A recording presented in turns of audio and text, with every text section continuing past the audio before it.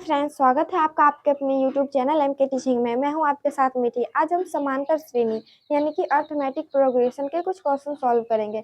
सबसे पहले हम समझते हैं एपी के पद।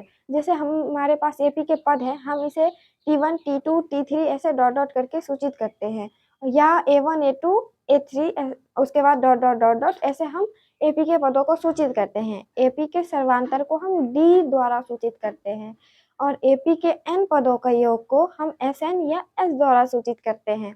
तो हम अब अपने क्वेश्चन पे आते हैं।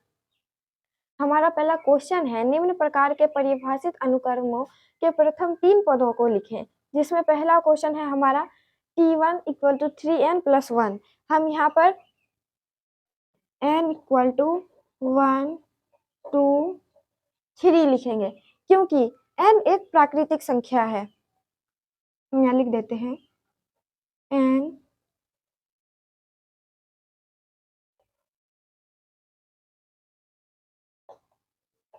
n एक प्राकृतिक संख्या है। उसके बाद हम इस पे n का मान पुट करेंगे और इसका मान निकालेंगे। Tn = 3n + 1, जिसमें से n का मान हम पहले 1 रखेंगे। हम लिखते हैं यहाँ पर n = 1 रखने पर, तो T1 = 3 × 1 + 1, T1 = 3 + 1 = 4। और फिर हम n का मान 2 रखने पर,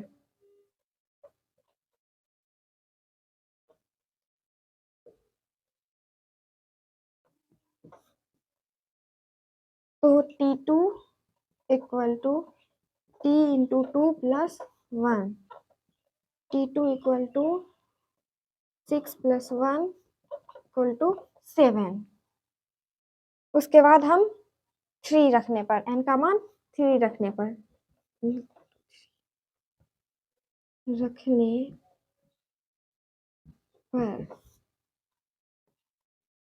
T3 = 3 × 3 + 1, तो T3 = 9 + 1 = 10, यानी कि T1, T2, T3 तो इसमें हो जाएगा हमारा, सबसे पहले T1 हमारा 4 निकला, उसके बाद T2 7 और T3 10। ये हो गया हमारा आंसर। क्योंकि हमें यहाँ पर 3 पदों को लिखना है, इसीलिए हमने T3 तक यहाँ पर मान ज्ञात किया है। इसी प्रकार से हम इस क्वेश्चन को भी सॉल्व करेंगे। यहाँ भी हम लिखेंगे n = 1, 2, 3, क्योंकि n एक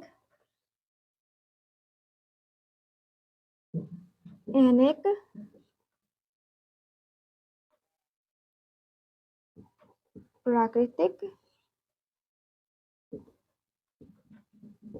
संख्या है। Tn = 2^n, यहाँ पे हम लिखेंगे n = 1 रखने पर, तो T1 = 2 2^n⁴ यानी कि T1 = यहाँ पर 2 हो जाएगा, क्योंकि 1 पावर है तो फिर वही रहेगा ना, इसीलिए उसके बाद n का मान 2 रखने पे हम यहाँ पे लिखेंगे n = 2 रखने पर, तो यहाँ पर T2 = 2^2, यानी कि T2 = 4 हो जाएगा। उसके बाद n का मान 3 रखने पर n इक्वल टू 3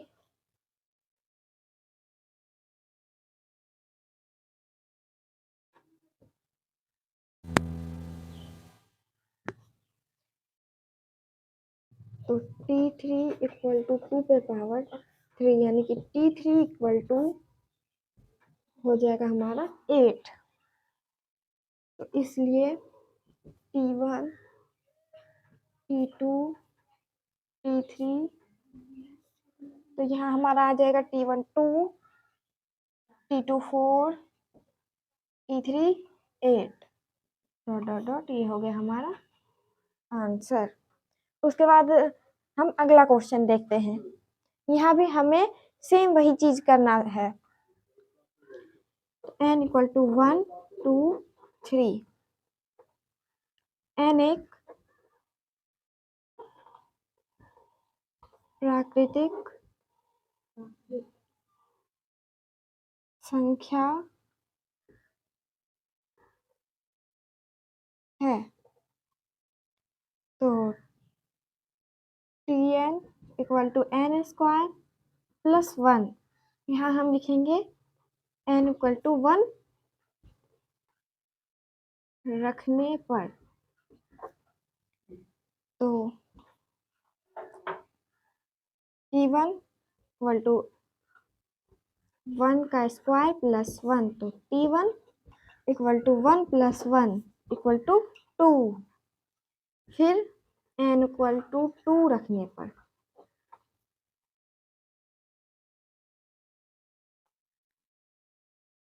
सॉरी हाँ 1 होगा।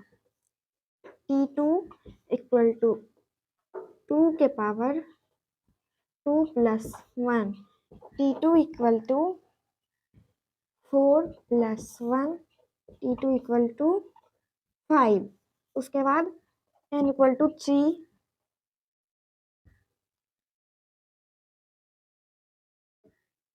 रखने पर t3 इक्वल टू 3 के power 2 plus 1 t3 equal to 9 plus 1 equal to 10। तो t1 t2 t3 dot dot dot. t1 का वैल्यू है 2 t2 का 5 और t3 का 10। ये हो गया हमारा आंसर। उसके बाद ये लास्ट क्वेश्चन हम सॉल्व करते हैं। यहाँ भी हमें वही सेम चीज करनी है।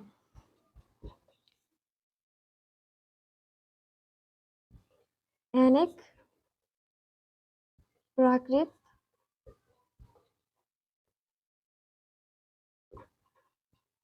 संख्या है। उसके बाद tn equal to n into n plus 2 n equal to 1 रखने पर। तो t1 equal to 1 into 1 plus 2। तो t1 इक्वल टू ये इंटू में 1 है यानी कि 1 से किसी को भी गुना करेंगे तो वो वही रह जाता है। तो 1 प्लस 2 इक्वल टू 3। t1 का वैल्यू हमारा 3 निकला। n इक्वल टू 2 रखने पर t2 equal to 2 into 2 plus 2। इसीलिए t2 इक्वल टू 2 गुना 4 t2 इक्वल टू 8। उसके बाद n इक्वल टू 3 रखने पर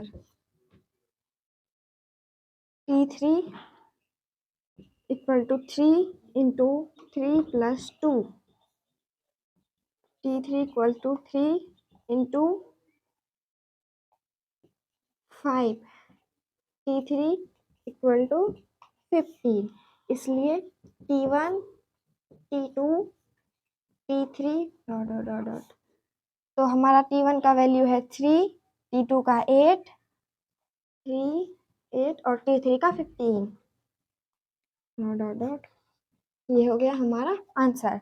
तो हमने यहाँ पर कुछ किया नहीं, एकदम सिंपल था। सबसे पहले हमें Tn का value Tn equal to 3n+1 दिया गया था, तो हमने n का वैल्यू 1 2 3 रखा, क्योंकि n एक प्राकृतिक संख्या है। तो फिर उसके बाद हमने n का वैल्यू 1 रखने पे हमने T1 का वैल्यू 4 पाया, उसके बाद 2 रखने पे 7, उसके बाद 3 रखने पे 10, उसके बाद हमारा ये 3 पद निकल गए। सेम चीज़ हमने इसमें भी किया है। 1 रखने पर हमारा T1 2 आया, T2 4 आया, T3 8 आया। और ऐसे ही आशा करती हूँ कि हमारा ये वीडियो आपको पसंद आया हो, आपको सब कुछ समझ आया हो। धन्यवाद।